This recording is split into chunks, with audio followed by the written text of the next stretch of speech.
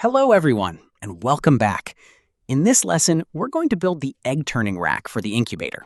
I'll show you how to assemble the rack, choose the right motor, and install the entire mechanism inside the incubator. First, let's talk about the motor.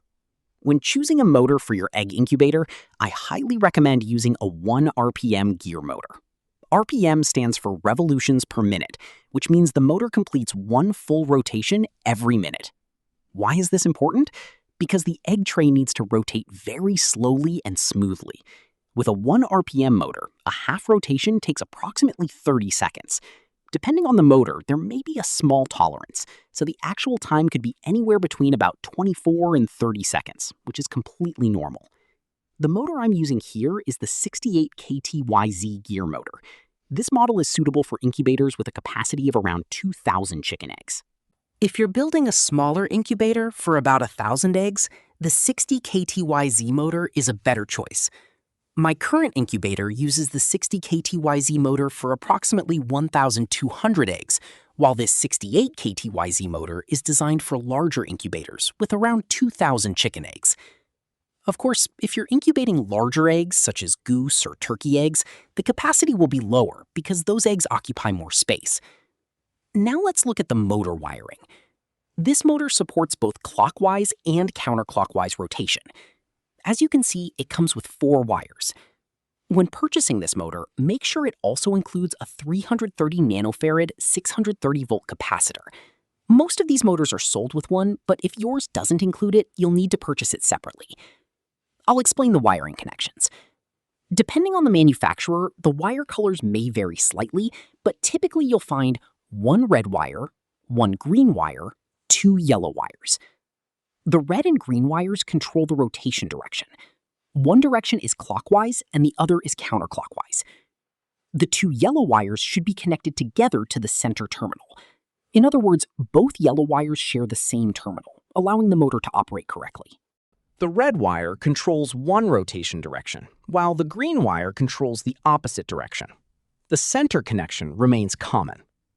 Although it's not labeled on this particular motor, I believe its power rating is around 20 watts. Now let's talk about the capacitor. What does it do? The capacitor is connected between the red and green wires, not to the center terminal. One lead connects to the red wire and the other connects to the green wire.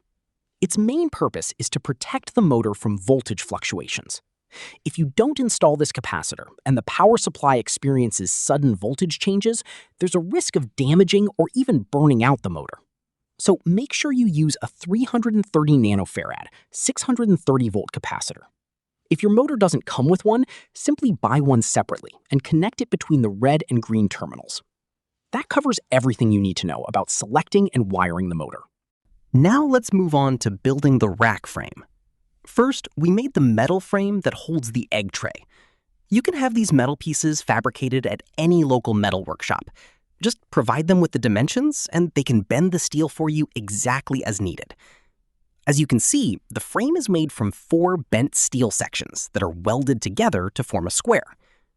The frame I built here is slightly larger than necessary, but for your incubator, I recommend making it 30 by 30 centimeters. Since a standard chicken egg tray is usually that size. So simply cut 4 steel pieces, bend them, and weld them together to create the frame. Now let's connect multiple racks together. No matter how many racks you're planning to build, whether it's 3, 5, 7, or even 10, you'll need to drill holes on both sides of each frame. These holes are used to attach the connecting bars that link all of the racks together. Here you can see 4 connecting bars. Each bar is attached to one side of the rack, allowing every rack to rotate together as a single unit once they're connected to the motor. This way, when the motor turns, all of the egg trays move at exactly the same time. When drilling the mounting holes, make sure they're all perfectly aligned. Use a measuring tool to ensure every hole is positioned at exactly the same height. If the holes aren't aligned correctly, the racks won't rotate smoothly. Instead, the mechanism may become twisted, move unevenly, or place unnecessary stress on the motor. In severe cases, this extra load could even damage the motor over time. So take your time with this step and make sure every connecting bar can move freely without putting pressure on the motor. The spacing between my racks is 15 centimeters, and I recommend using the same distance. This provides enough room for larger eggs, such as goose or turkey eggs. If the racks are placed too close together, larger eggs may hit each other during rotation, increasing the risk of breakage. A 15-centimeter gap offers plenty of clearance while still keeping the structure compact. As you can see, each connecting bar is secured using bolts and nuts, with every connection spaced evenly at 15 centimeters.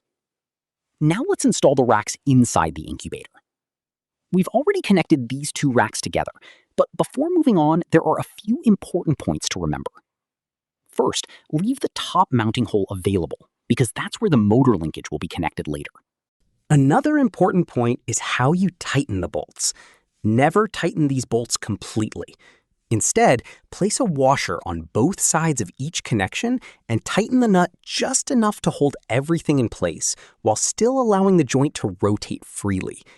After that, add a second nut to lock the first one in position. This prevents the nut from loosening over time while still allowing the joint to move smoothly. Also, make sure the bolt heads are installed from the correct side. If the threaded end sticks out toward the egg trays, it may interfere with the trays when you insert or remove them.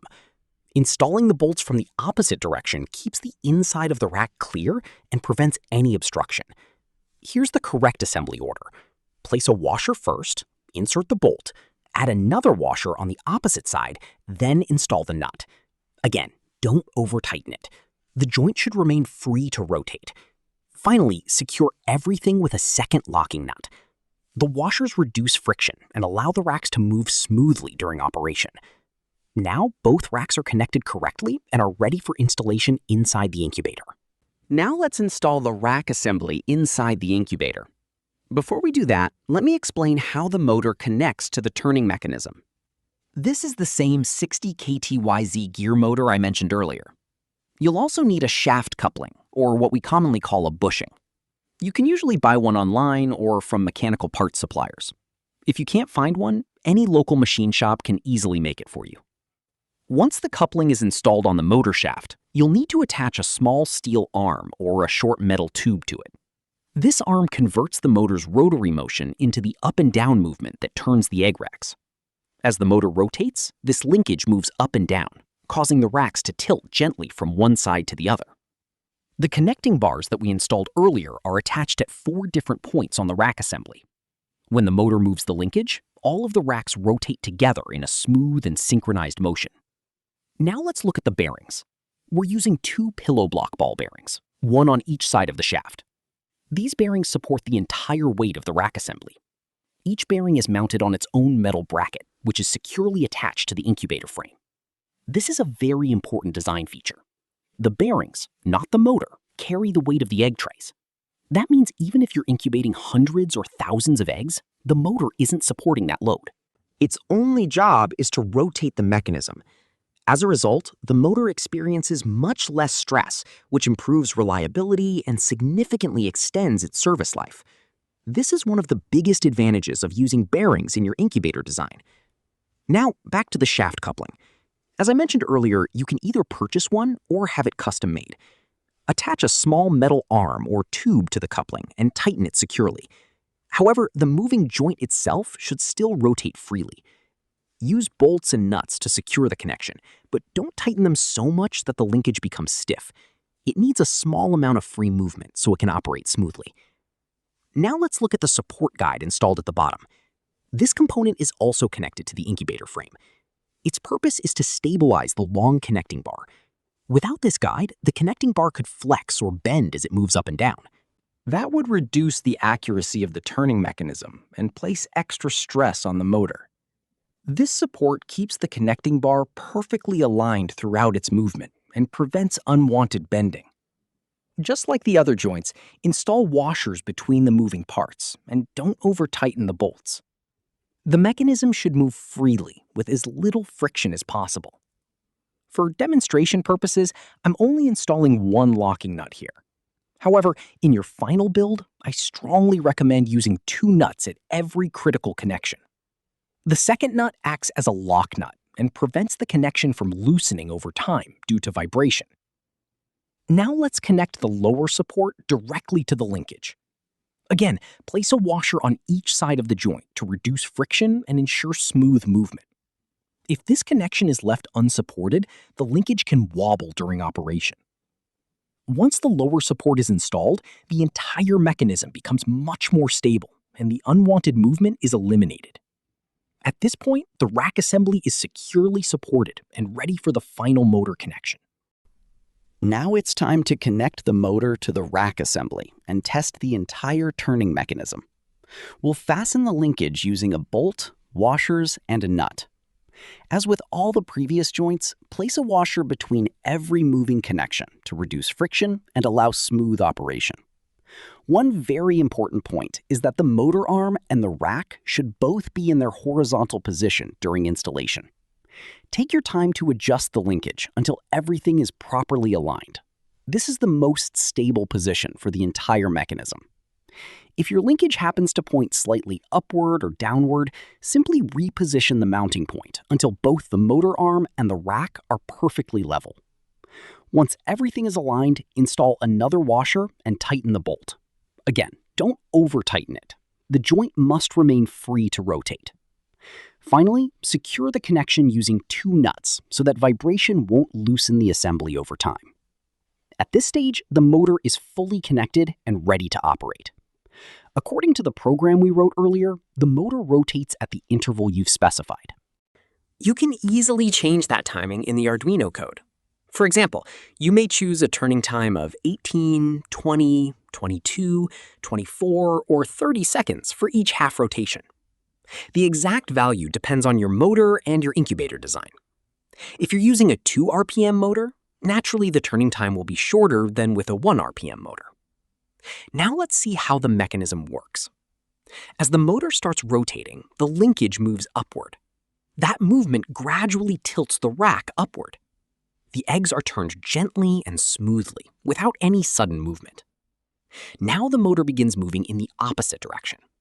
As the linkage comes back down, the rack slowly returns through the horizontal position and continues tilting to the opposite side. This gentle side-to-side movement is exactly what we want for proper egg turning. As you can see, the angle changes smoothly throughout the entire cycle.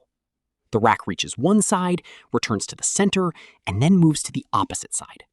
This process repeats automatically according to the timing you've programmed. Because the movement is slow and controlled, the eggs experience a natural turning motion, which helps improve incubation performance. And that's how the complete egg turning mechanism works. I hope you enjoyed this lesson and found it helpful. Thank you so much for watching. I'll see you in the next lesson. Goodbye.